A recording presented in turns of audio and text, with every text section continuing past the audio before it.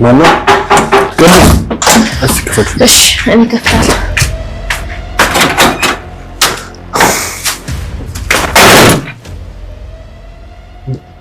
ምንድን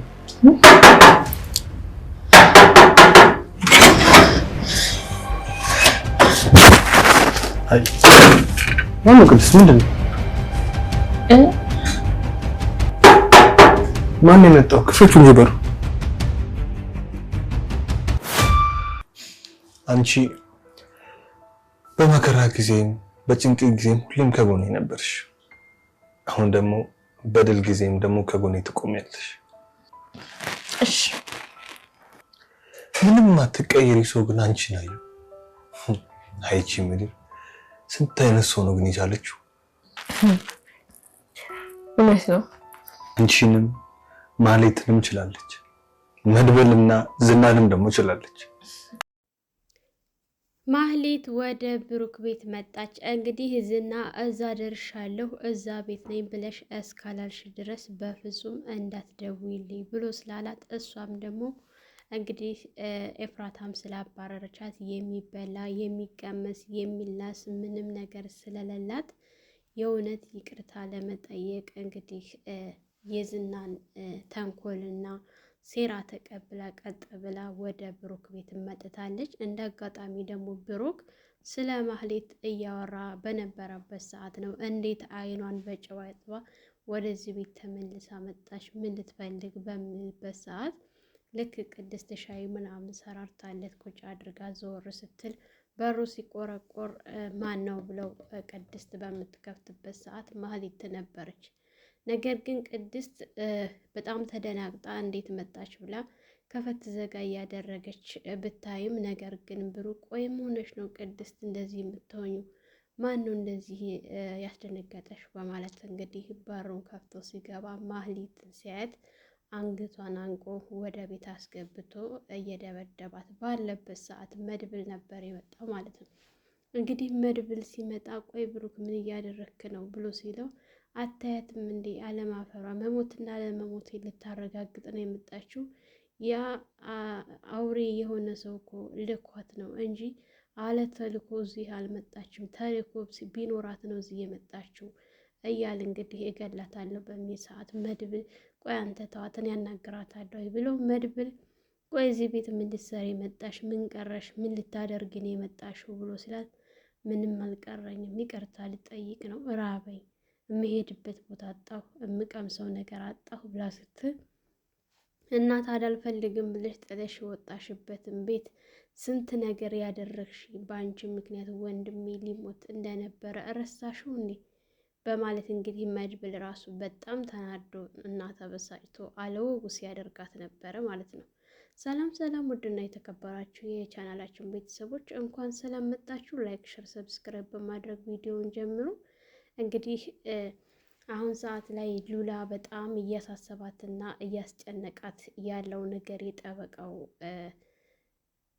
ጠበቃው ምንም ሰላም እየሰጣት አይደለም። ምክንያቱም ሞገስ ይሄንን ነገር አያውቅም። እሷ ብቻዋን እንግዲህ ዳጣ ትንሽ ነገሩን ታውቃለች፣ ግን ቢሆንም ለማንም የተናገሩት ነገር ስላልሆነ ጠበቃው መሳሪያ ጥሎ ስለሄደ ልክ በሩን ቆርቆሮ ቤቱን ከፍታ ስታየው እሱ መሆኑን ስታይ ራሷን ስታ ነበር የወደቀችው። እንግዲህ ጠበቃው ሞገስን ሲያየው ይቅርታ እኔ እኮ እግር መንገዴን ሰላም ልበላችሁ ብዬ ነው በማለት እና ታዲያ ሳትደውል ነው እንደምትመጣው በማለት እንግዲህ ሲነግረው ነበረ። ሞገስም ሉላ እንደምንም ብላ ውሃ ምናምን ረጭቶባት ራሷ ከነቃሽ በኋላ ይቅርታ ሉላ እኔ እኮ ሰላም ልበላችሁ ብዬ ነው የመጣሁት ምናምን በማለት እንግዲህ ነገሩን አለባብሶ ከዛ ቤት ሊወጣ ችሏል ማለት ነው።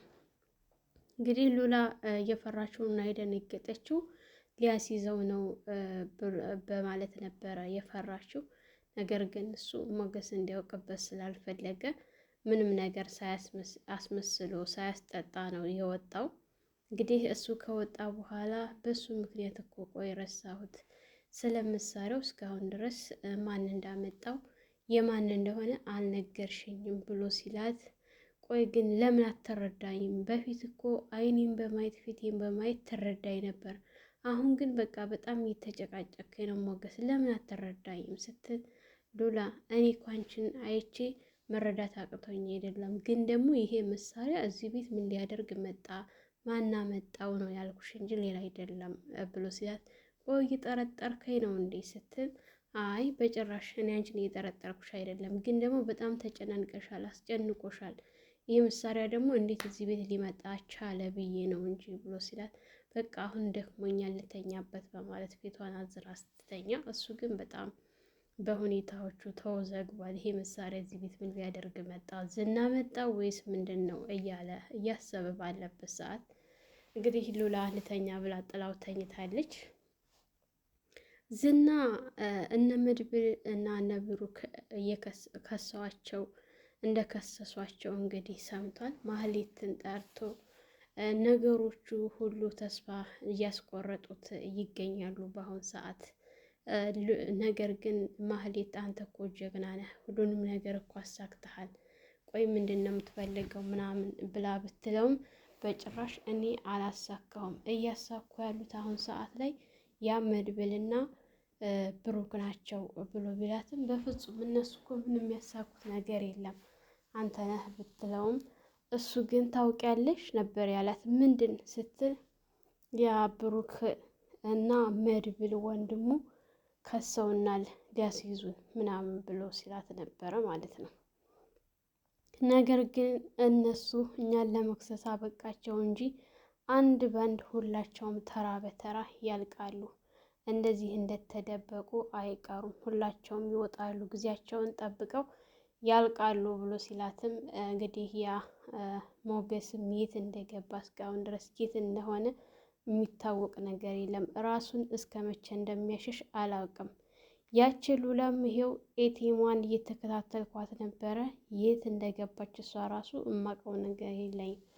ብቻ በህይወት ትኑር አትኑር አላውቅም። የእሷ መገኛ በጣም ነው የራቀኝ ምናምን ብሎ በቃ በጣም ተበሳጭቶ ማህሌትን ሲሰድባትም ሲያበሳጫትም ከፍ ዝቅ ሲያደርጋትም፣ እሷ ግን በቃ ሁኔታዎቹ ግራ ስላጋባት እጇ ላይ ምንም ነገር ስለሌላት አሁን ላይ ደግሞ ኤፍራታም አላስጠጋሽም ስላለቻት እየተለማመጠችው ነበር። እሱም ደግሞ እንግዲህ የነብሩክን ሁኔታ ለማወቅ የግዴታ እዛ ቤት እስካልገባሽ ድረስ ስራ እስካልሰራሽ ድረስ 5 ሳንቲም እንዳትጠይቂ ብሎ ብሏታል።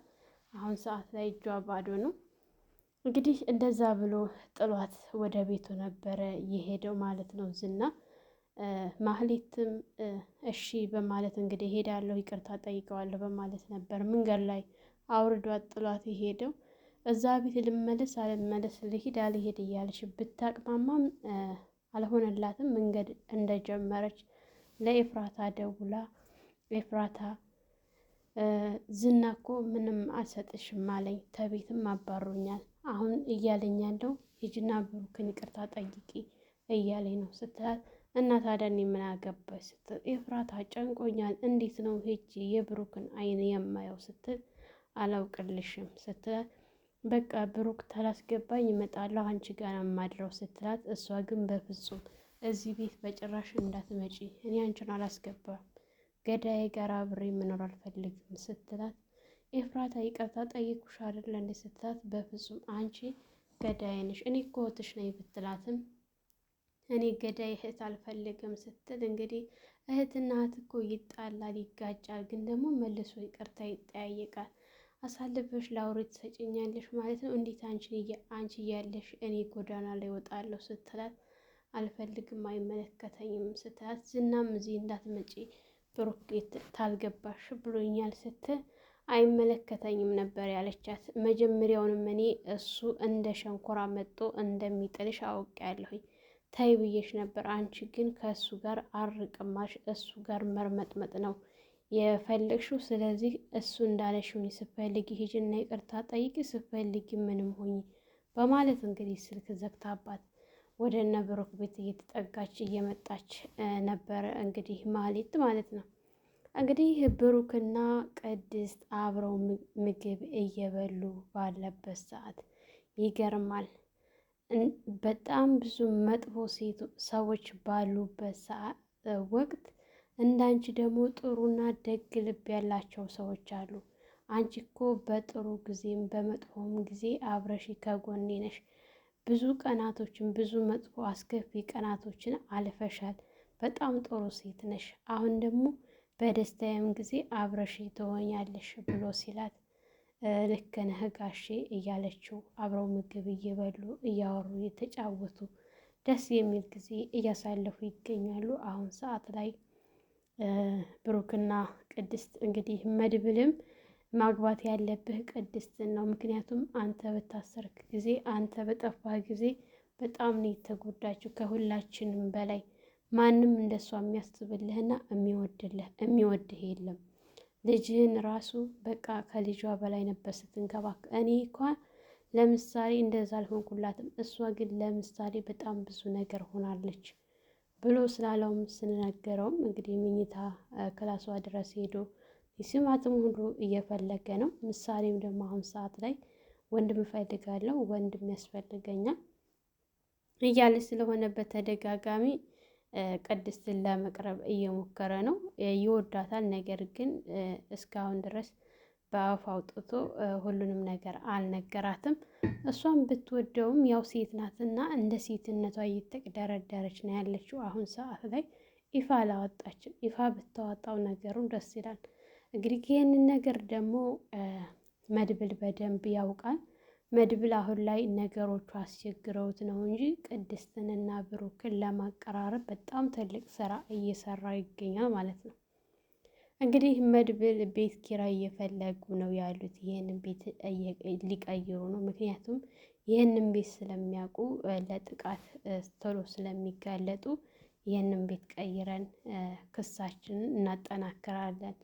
ማንም ሰው መስክሩልን ብለን ብንላቸው ስለማይመሰክሩልን ከሳሾቹም መስካሪዎቹም እኛ ነን በማለት እንግዲህ ለብሩክ እየነገረው ነበረ። እና ፖሊሱ እንዴት ነው ስታዩ ሲለው ፖሊሱ በጣም ጥሩ ነው፣ ግን ደግሞ ስለ እነሱ አንዳንድ መረጃዎች ንገረኝ እያለኝ ነው። ስለ እርሻቸውም የት የት እንዳለ እርሻቸው አያውቅም ሲል እና ታዲያ አንተ የት ታውቃለህ ሲል በዝርዝር እዚህ ኡመራ ኬምሲ ምናምን እያለ ሲነግረው ይህን ሁሉ እንዴት ልታውቅ ቻልክ ብሎ ሲለው ነበረ ብሩክ ተገርሞ ማለት ነው።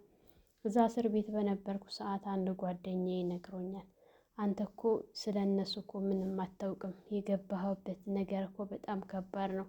በዛ ላይ ደግሞ አንተ ገንዘባቸውንም በልተህባቸዋል። ስለዚህ አይለቁንም፣ የግዴታ እነሱን ማሳሰር አለብን ብሎ ሲል አዎ ብሩክ እንግዲህ አዎ ልክ ነህ መድብል፣ እነሱን ማሳሰር አለብን። ስንት ንጹሐኖች ስንት ምስኪኖች በእነሱ ምክንያት የሚሰቃዩና የሚጎዱ ሰዎች አሉ። እነሱንም ነፃ እናወጣቸዋለን፣ እኛም ነፃ እንወጣለን። መድብል እንግዲህ ዝናና ካሌብን በቁጥጥር ስር ይውላሉ፣ ይያዛሉ እያሉ አሁን ሰዓት ላይ ሁለታቸውም አጠናክረዋል። እንግዲህ ሞገስም ያግዘናል እሱም አለ ገንዘቡን ሊለቀቅለት ነው እያለ ሁለታቸው እንግዲህ አሁን ሰዓት ላይ እንዴት አድርገው ሁለታቸውን ማስያዝ ግራ ቢያጋባቸውም ነገር ግን መንገድ ጀምረዋል። እንደሚሳካላቸው ደግሞ ምንም ጥርጥር የለውም። ከዚህ በፊትም ብዙ ነገሮችን አድርጌ ሳሳካ አይተኸኛል ሲለው ነበረ መድብልን። አዎ እያለው ነበር።